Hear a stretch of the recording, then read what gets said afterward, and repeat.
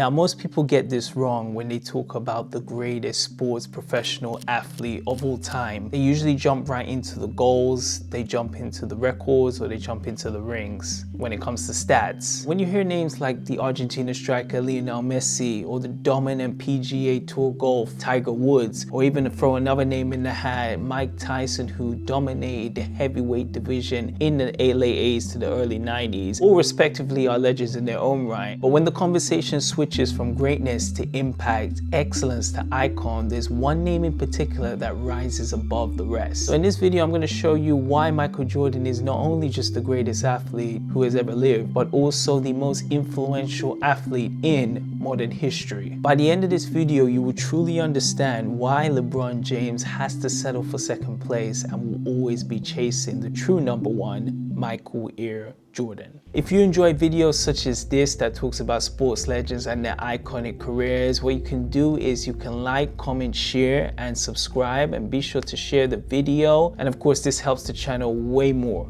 than you think. With that being said, now let's talk about Michael Jordan.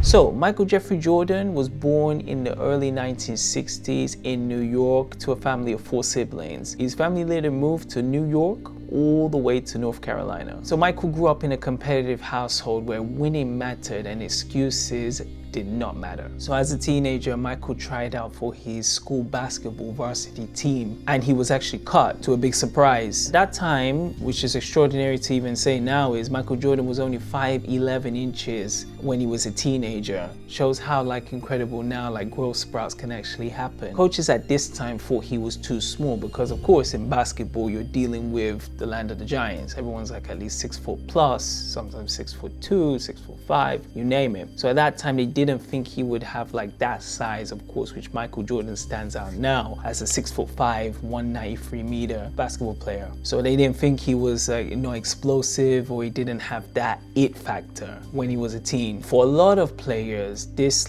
feedback, that moment could just shatter you, and you could be like, well, maybe I'm not able to be shit. I'm not able to be that guy.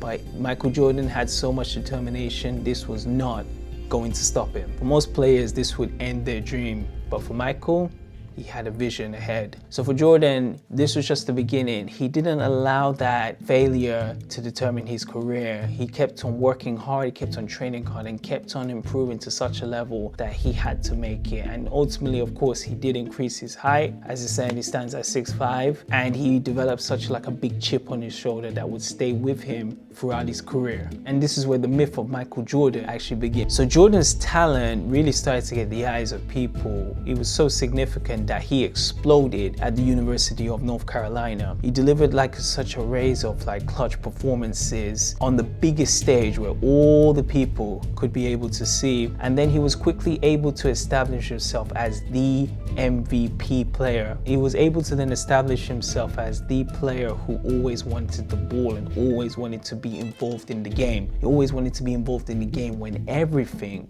was on the line. Michael Jordan caught so much attention that the NBA scouts couldn't possibly ignore him. In the early 1980s, Michael Jordan then was drafted by Chicago Bulls, which then gave him his iconic legendary number, the 23 jersey. At the time, the Bulls were not the Chicago Bulls they are today, a marquee team. They weren't that powerhouse franchise, as I said, we know them today. They were just another team in the roster. Jordan's immediate signing to the Chicago Bulls effectively changed everything immediately. It was seen very early from his first NBA games that Michael Jordan was just not another player. This was some new talent that was going to be a driving force to take Chicago Bulls all the way to the top. Throughout the late 1980s and 1990s, Jordan then transformed the whole NBA. He was an elite scorer, a lockdown defender, and a relentless competitor. But more importantly, Michael changed how basketball was viewed from an audience. Jordan didn't just win games, he was creating these moments, these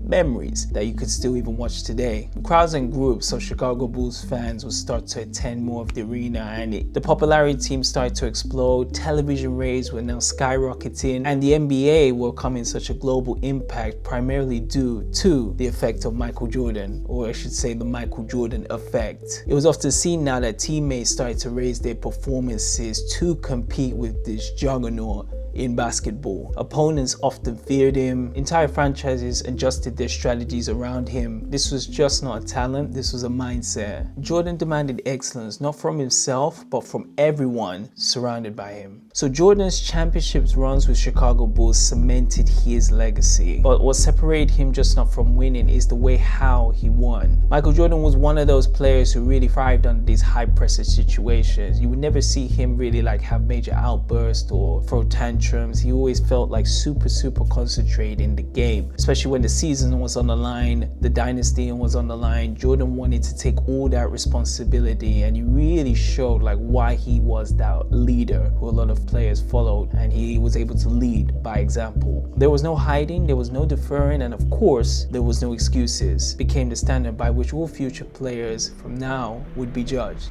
Michael Jordan switched gears on This Week in 1994, going from basketball to baseball.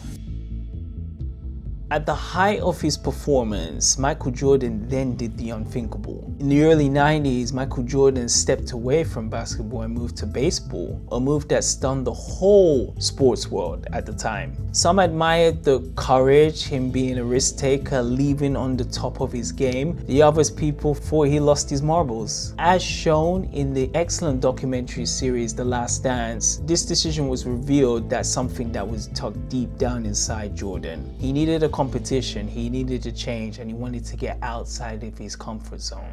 I'm back. That's all Jordan said on Saturday. That was really all Jordan needed to say as his 17-month retirement came to an end.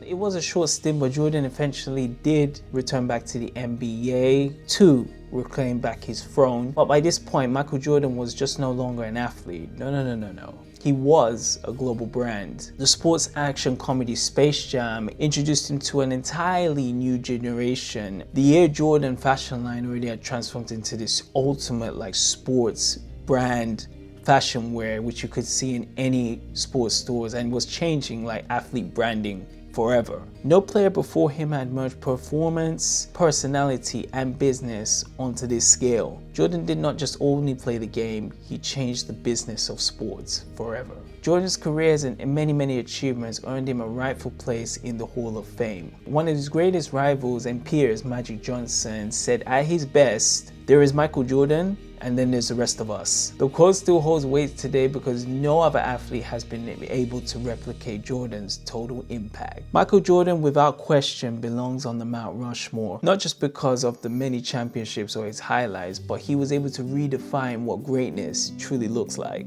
To mindset, to dominance, to global influence, Michael Jordan set the blueprint. Others have followed, others have come close, but none have ever surpassed it. If you enjoyed this video, make sure to like, comment, share, and subscribe. Drop some comments down. Who do you think, which basketball player came close to Michael Jordan's legacy? And if you haven't already done so, what are you waiting for? Get your paper right and update your wallet. And Richie Rich will see you on the next video.